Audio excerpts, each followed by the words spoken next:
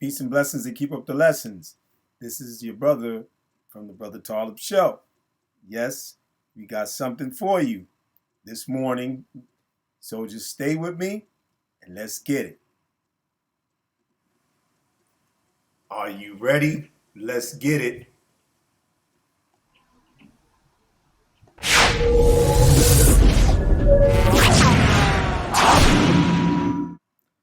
Assalamu alaikum, peace and blessings and keep up the lessons. You know who this is, your brother from the Brother Talib Show. Yeah, I'm here this morning. Forgive me if you see that I'm probably a little bit tired, but it's okay because I'm trying to keep on going and get these videos out and get things off my head. This tired brain of mine. Don't mind me though. But don't forget to click the like button for this video because I'm going to give you some pretty good news. Some pretty good up to date stuff that's going on in the continent, in the motherland or the fatherland, Africa. However you want to call it.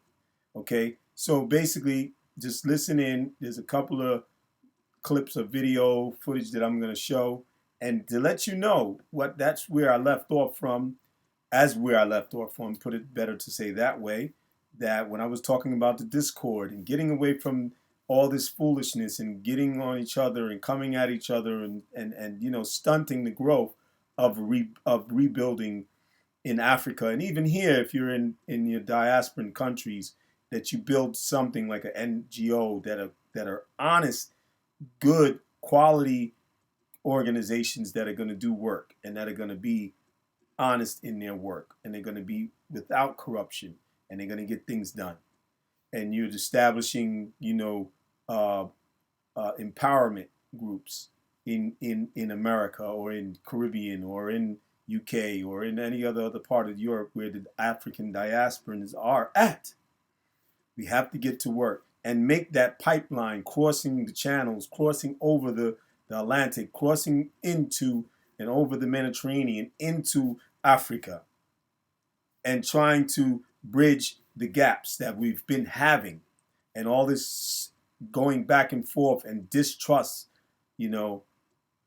that mistrust that we have in each other, the lack of trust, bridging that and getting that resolved and moving forward.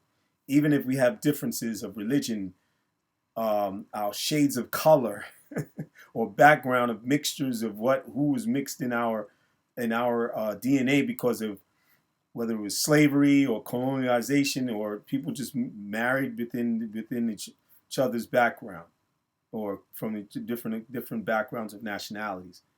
Okay, so we're pretty much just trying to get past all the things that hold us back.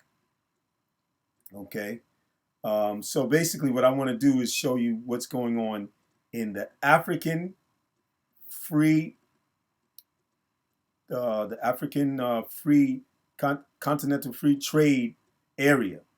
Okay, and these are the things that are going on. This is the building process of the rebuilding of Africa, because what does it do? It helps to bring business. It helps to bring jobs. It helps to bring everything that these people are going to talk about, that you'll hear a bit of what they're speaking. So I'm not going to hold you. I'm not going to keep talking. I'm going to let you listen. And then we keep on going into where we need to go and get it done. I want to shout out to Bomani, because he is one guy.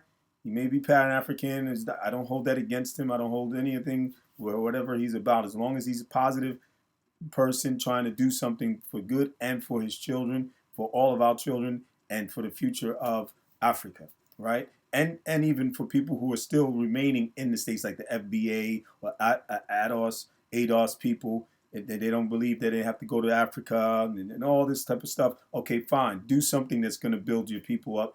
People of color, black, African descendant, or people that have brown skin. Okay, let's get out of our ruts and build us back up. Let's do this, okay, together. So anyway, let's look and see what's going on. And for me, I'm focusing on Africa because that's the beginning of even mankind. If you look into any of those scholars that some of you follow in Pan-Africanism, Black consciousness, or Afrocentricity, studies or black studies in the universities or colleges, in some of these, you know, Ivy League black colleges. Okay, so don't get it twisted. If you know that that's the motherland, FBA and ADOS, and that's where humankind came from, and if you want to get into Egyptologies and all that, and whatever these different ideologies that we have, and in Islam, we know where it started, and Allah knows best. You understand? But we're not going to go there. I'm not here to get into religion, even though I am a Muslim, and this is my also my Islamic platform, as well as, you know, platform for social issues, race, and our people as a whole. You know what I mean? Diasporan knowledge and repatriation, hijrah, all of that in my on my channel of Brother Talib Show. So I present some of these things, but I'm not going to be pushing my religion on you. So don't worry about that. Okay. But when I do a religious talk, you will see it in the titles, and you will see the thumbnails, and then you'll know it's an Islamic title, it's an Islamic subject matter that I'm going to present for any of my videos that I do. So you will know differences, and I'll try to make it like that for the future. Okay, so anyway, let's go on to this video, and just bear with me, because it's you know, some of the guys, they speak, they you know, they don't really speak English that well. Some do, and just those who can't pick up it, I'm going to speak on some of the things that some of the people, the brothers or the people in there that were talking, and try to help you out with what they were saying. Okay? All right, so you ready?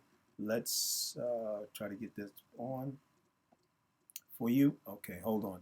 Now, this is the GTAP conference, and this is session 4. I looked it up, I found it, and they're discussing about the African Continental Free Trade Area, and they get into all the different areas and the different countries. I think it's 5 countries that are involved in getting things done. Okay, have agreed upon to get things done in the agreement of that goes along with whatever legislation that's going to be done within, or rules and regulations that they're going to have to follow together in the association or organization. All right, so anyway, let's let it go.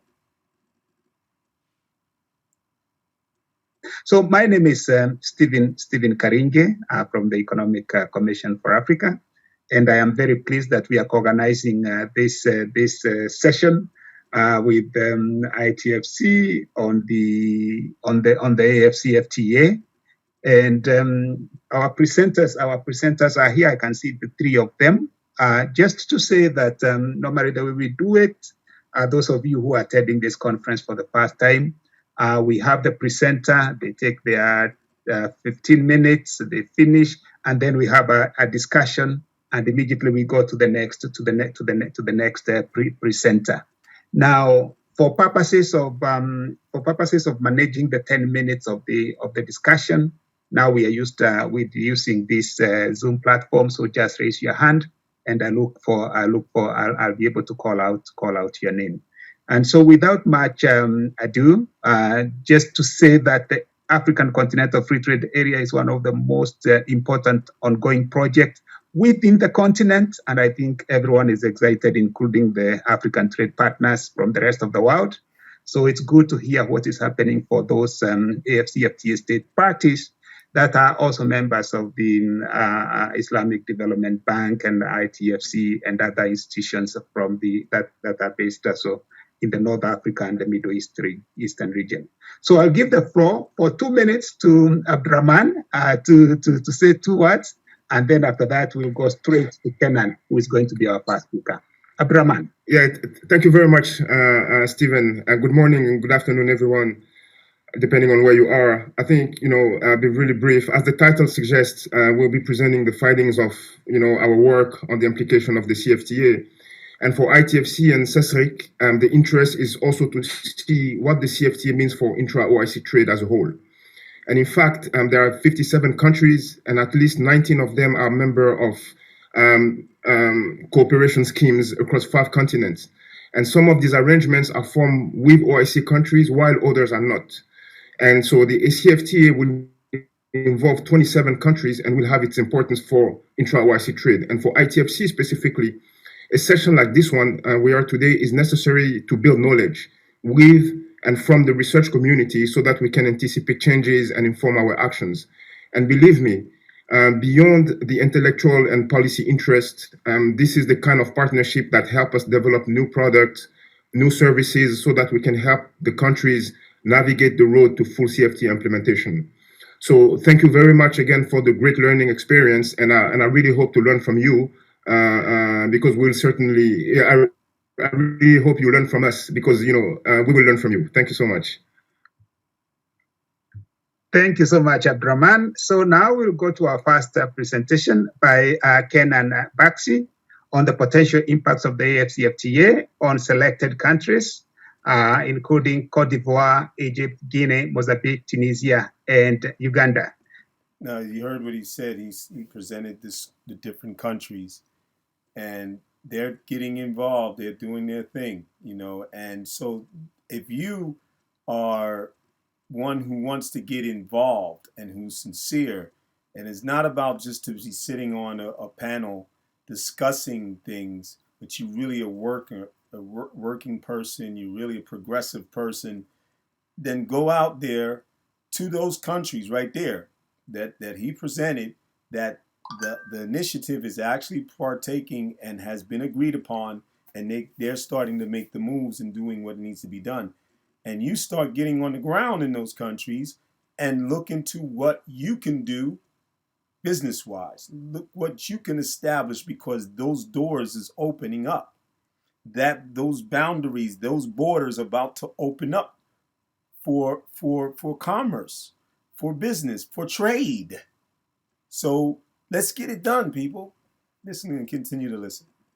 So Kenan, you have 20 minutes for presentation. Thank you.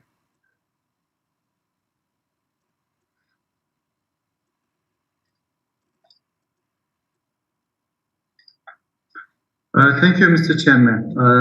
Good morning, everyone. My name is Kenan Bağcı. I'm senior researcher at CESRIC. So today I will be presenting on the potential.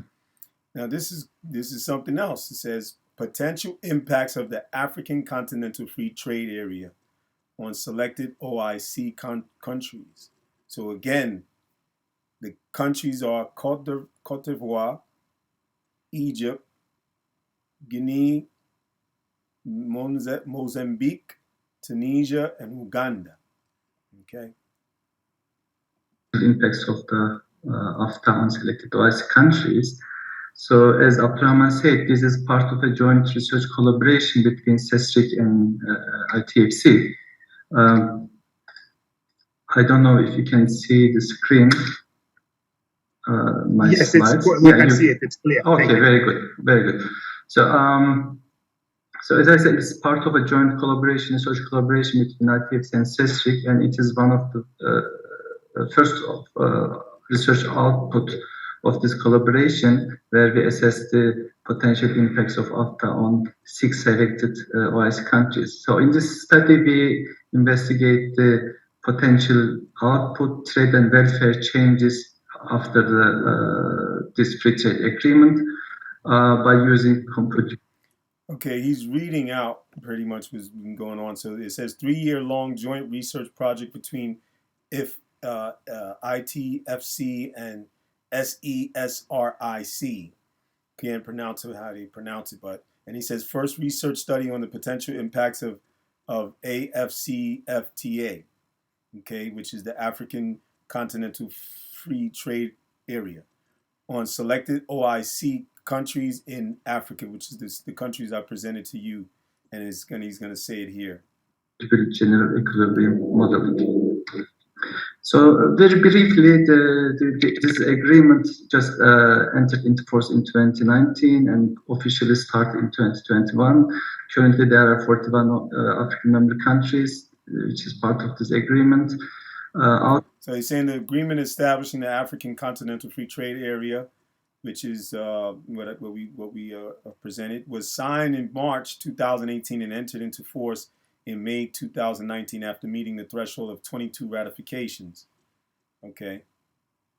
Out of 27 OS countries, 19 of them part of this scheme. But as you will see, the current level of trade and integration among these countries, both OS and non-OS African countries, are not desired level. Oh, so now he kind of skipped through some of what he has here, and he's saying among 27 OIC countries in Africa, 19 countries: Niger, Chad, Djibouti, Guinea, Mali, Mauritania, Uganda, Cote d'Ivoire, Senegal, Togo, Egypt, Gambia, Sierra Leone, Burkina Faso, Gabon, Tunisia, Cameroon, Nigeria, and Algeria have already started trading under the agreement, under the free trade area, reflecting their ambitions to foster regional integration. Okay, so let me let him go a little bit more. This agreement, African Free Trade Agreement, is expected to stimulate the economic relationship between the countries. So we will see how these 6 selected countries will be affected from this agreement. So of course there is a growing literature assessing the potential impacts of this agreement. For example, an initial study by African Development Bank found. So they have existing literature, which meaning like documents, and intra-regional trade increases by 14.6% when bilateral tariffs are removed. So they're talking about what happened in 2019. World Bank 2020 estimates that the volume of total exports would increase by almost 29% relative to business as usual. Okay, so they're getting things done. And I don't have to continue because I don't want the video to go too long. But I'm going to come back, maybe get into some more stuff. But they get into some real deeper stuff of what's going on. And, you know, I might touch bases to just bring to see what they're doing, and that to give some inspiration for what we need to be doing, or what we need to get involved in. We need to be some of those partners that they mentioned earlier that are within the trade partners. So whatever products and whatever we're doing in our countries of the diaspora, maybe we can be those people who are going to go in there and trade. Like you know, the Dr. Arcana from she's from Nairobi. She was she used to be the chairman of or the ambassador of what is it, the African Union, right? And Dr. Arcana, brought advice about making these connections, trying to bring the people together from the diaspora to the continent, and bridging those gaps. So this is what we should be dealing with. This is what we should be doing in a big way, not just small little pieces of doing so, and maybe a few people will go into Africa and try to start something. No, we need to get more going. We need to get more on. The time has gone by. They're talking about 2018, 2019. We're in 2022, you know. So basically that's what I wanted to get at. But let me see. I'm gonna try to get at this next video. Hold on for a second. I'm sorry. Kind of did that wrong. Hold on. Okay, let me give you this next one. And this is just a clip. And I hope that YouTube allows, because it has, you know, some music in it. But, you know, maybe they won't mind because it's just a clip. You know what I'm saying? So we're going to try to let it play and, you know, get you guys to see what they're talking about, which is in Ghana, it was the main focus of what they're talking about. And it's very inspiring as well. But just listen to what the guy is saying, and that should be it after that, I hope.